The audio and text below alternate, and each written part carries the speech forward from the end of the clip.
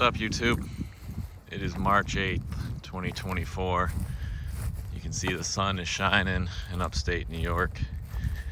And we're getting ready to go into season 3. If you've never watched my videos before, you're missing out.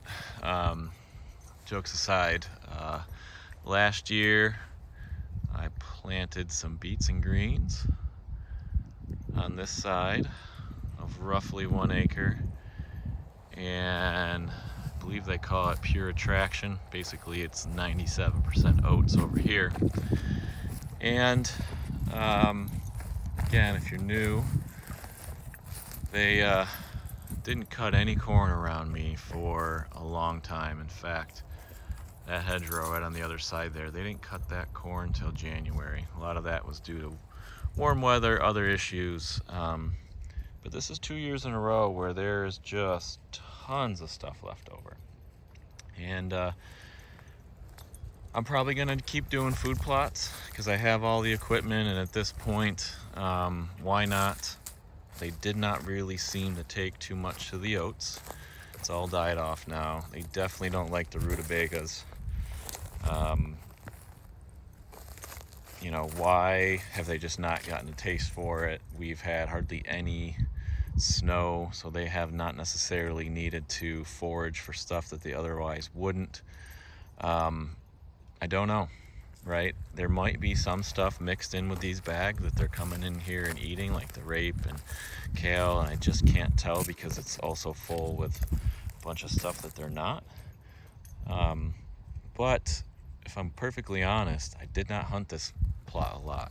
Now, the other variable last year was I didn't get shit for apples, and that is really to do with a late frost, which, if I'm again very honest about, I am nervous because it is March. We've had 70-degree days already, and last year I think it was after bud out, and it might have been late March, early April, and you can see, get that in focus, some green tips almost already. So I'm almost at the point where I need to start spraying, which is crazy because it's going to be down in the 40s and 50s, maybe some snow. And that's what completely devastated my apples. These apple trees here, this row of, I don't know, 20 to 30 2 years ago was just loaded. And this year had maybe a basket or two. So the bigger mature trees up front of the property did okay. This was Honey Hole, different brand, and again, similar crops, different manufacturer, really kind of untouched. So I did kill a nice big fat doe on my spring plot, which we'll go to in a minute here. But I just really didn't hunt this stand that much during bow or gun. They had that shelter of the corn. They were eating the corn. Both deer I killed, bellies full of corn. So I hunted the hedgerows and inside transition areas, which are good places to hunt even with a food plot.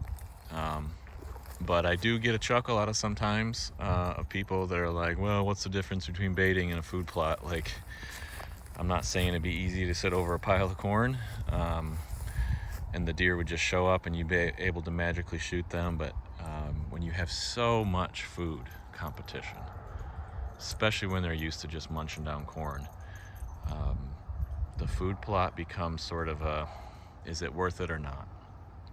Now, if I don't include my time and I just think about gas, seed, and fertilizer, it's about a couple $100. That's not a terrible lot of money, but it does take some time. I enjoy doing it, which is why I'll probably continue to do it. And then maybe one time, if they don't plant corn, we get a harsh winter, it becomes the best decision I've ever made. And I'm gonna keep trying different stuff. Haven't tried peas yet. Have not heard good things about those. Haven't tried radish. Haven't heard good things about those, but I might try those. Funny enough too is my chestnuts still holding leaves into March. I've heard that can be an issue. The bigger they get, that might become even more of an issue. But it's kind of funny that these guys are still holding leaves all the way into March. And I got some suckers as well at the base that I'm gonna have to trim up. So I'm here today. I'll cut to it in a minute here to do some frost seeding. I kind of laugh about frost seeding because I don't know how much more of a freeze thaw we're gonna get, but I'm not putting anything in for the first time. It's just kind of filling in, what's the word I'm looking for here? Essentially just overseeding. There we go. Now my brain's working. My existing plot, which will be going on year 3. I have heard with spraying and care, 3 to 5 years for perennial like that. I'm not sure. These babies almost look like they're growing again, don't they? That's funny. You know, I'm not sure if at some point I spray it all with Roundup and restart, or just kind of overseed it, keep it like a field. This is where one of my coyote traps was. I got pictures every night of them still coming back and using it as a pea post. So I got a stump grinder now. I'm gonna leave those stumps. Get me some dogs. So hope everybody's doing good. I'll see you in a second here as I transition over to the other side, show you what that looks like. So here we are at the spring plot. I don't know what you're gonna gather here. I guess you can start to see where some clovers are already peeking through. So this is this is clover and chicory.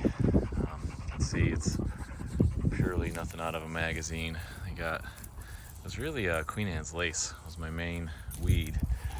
It maybe needed one more mow, but I'll tell you, out of the 2 fields, they're using this one more. They like the clover and the chicory more than they do the other stuff. So, anyhow, this part you've seen before if you ever watched the video. I got a Black Friday deal on Imperial Fusion, whitetail clover, and some Winna chicory. One thing I did too recently is chop down some ash trees. They're falling all over the place. So I got a little bit of room there that I didn't before. We're probably gonna do a tower blind this year as well, just to be able to hit the pears and the transition area way in the back. This field, if I do it right, peaches, apples, and then my plan in future videos is to plant some oaks. Now, those oaks aren't gonna produce for a minute, but best day to plant was yesterday, second best day is today. So had some more ash. See the top of that. I mean, if you're from this part of the country, you know it's just all dying. It's being pulled down by vines. So this is one of my little turkey spots here. I cut that out, try to push this back. It's just not enough energy to make a nice clean hedgerow though, the way it was once. So all right, I will get to using my least favorite thing that I ever bought, and that's the Earthway bag. Just drives me nuts that you gotta keep your finger on this. So when you're doing a little over an acre, it's a lot of fingering. So anyhow, gonna get this down and get the UTV out of the way here, and that'll be it for this little update video. I'll see you guys probably in another month or so. Plant some more trees and stuff. Hope your winter is good. You're looking forward to the spring. Talk soon.